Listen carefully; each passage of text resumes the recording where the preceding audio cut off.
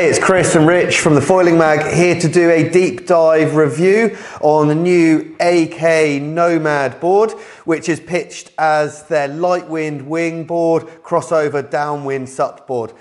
Comes in 3 different sizes, this one. We've got a 90 litre, which is 6'6". They do a mid-size 7 foot, which is 115 litre, and then the biggest size, 135 litre, that's 7'6" as a size. Been a great board, good to spend time on it, on both the wing and the sup side of things. So this is AK's hybrid board. It's designed specifically to span between the genres of wing foiling in light wind and into some downwinding as well, and definitely into SUP foiling too. So it sits kind of between those 3 disciplines. What you'll find is it's slightly wider than an equivalent pure downwind board. So most of the downwind boards we're seeing almost irrelevant of length are sitting at around 20 inches wide. This one sits at 23. Which kind of gives it a little bit more sort of roll stability. What I would say about the key features of this one, it's got a really gentle concave in the deck here, which makes you feel nice and planted. The deck pad is really nice and thin, and it has a kind of corduroy feeling this way, which gives you loads of kind of lateral stability. The ribs on it run this direction, so again, it just gives you a really nice tactile grip. And we both found like pumping it felt really nice, didn't it? You felt planted in the board, and it's a carbon construction, so it feels nice and stiff, and it's dead easy to pump and quite responsive. Being a crossover board for winging, it's been given a set of foot strap inserts at the rear and the front here, and you've got all different configurations, either both straight like that or a duck foot in the front. And they're a very sensible place to work with a decent range of foils in comparison to the box. So if that's a good nod that it's a wing board if you've got a set of inserts there. Coming into the nose area, there's a little dome here, which is quite a common feature of downwind boards.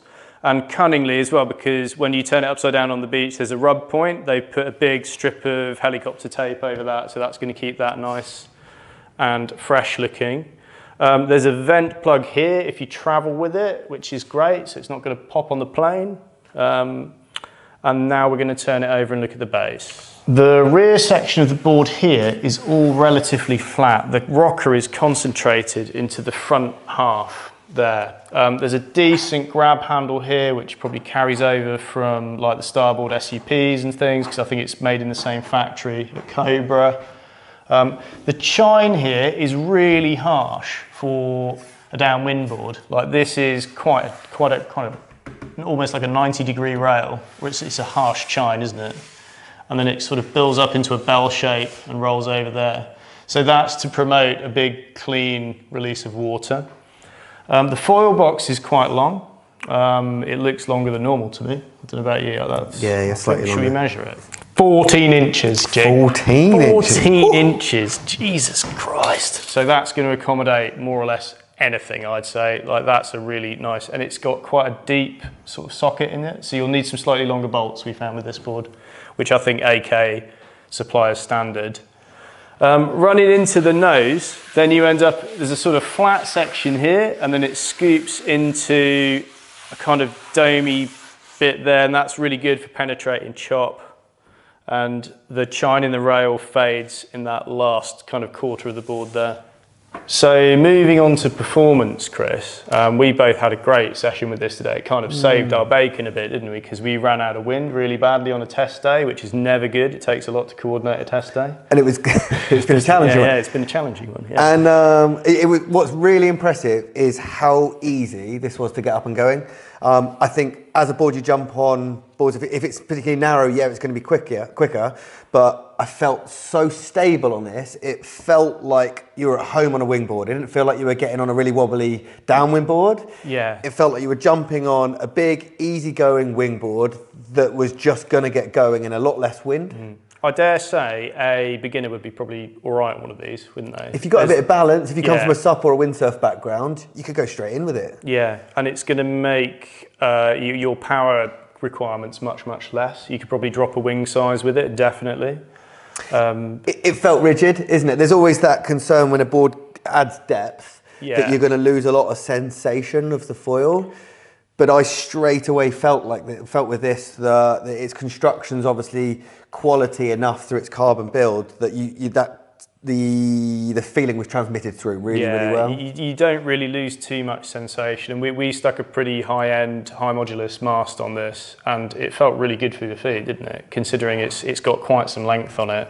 The foil box sits fairly far up the board, so it does feel a little bit nosy, I'd say, this one. But it feels quite balanced. Like when you go to swap your feet and stuff, winging, it's fine.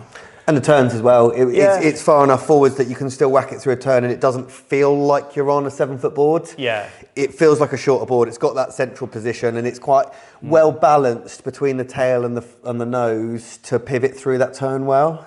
Yeah, like evidently it's not for charging massive waves, but we took it out in some fairly chunky stuff today and got clean away with it, didn't we? You know, you can get into the critical section of the waves that you just have to manage your expectations with that extra nose on the swing weight, perhaps.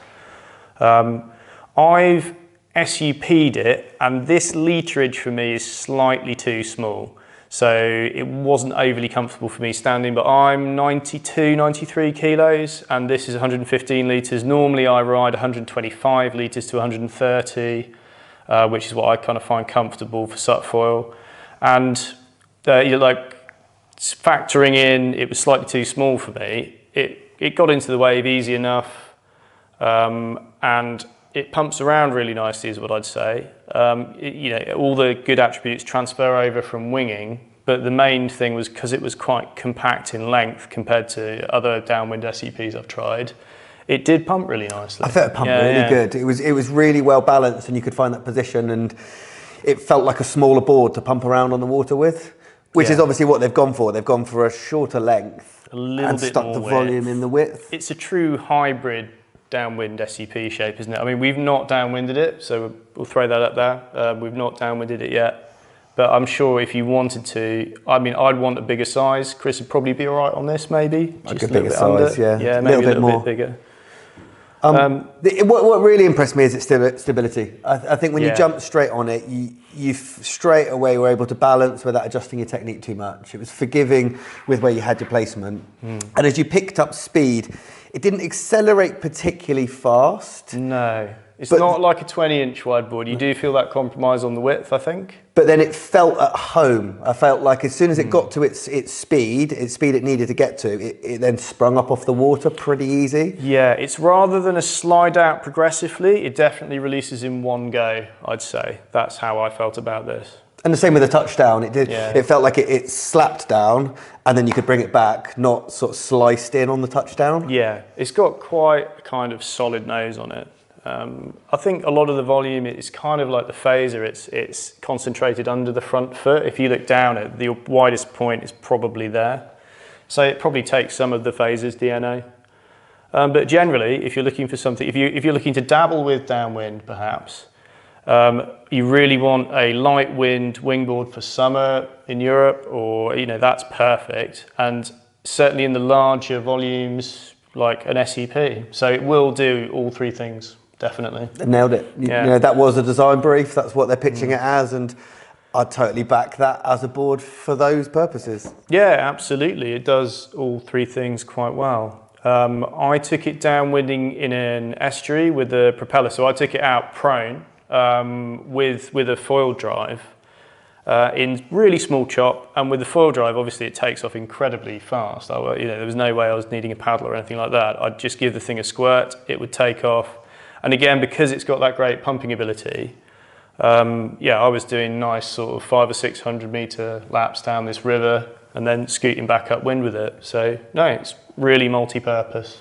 Beauty, highly recommend as a great crossover board, great light wind board, possibly as your first board in the bigger size if you're coming in with a bit of balance and stability from other sports. Yeah.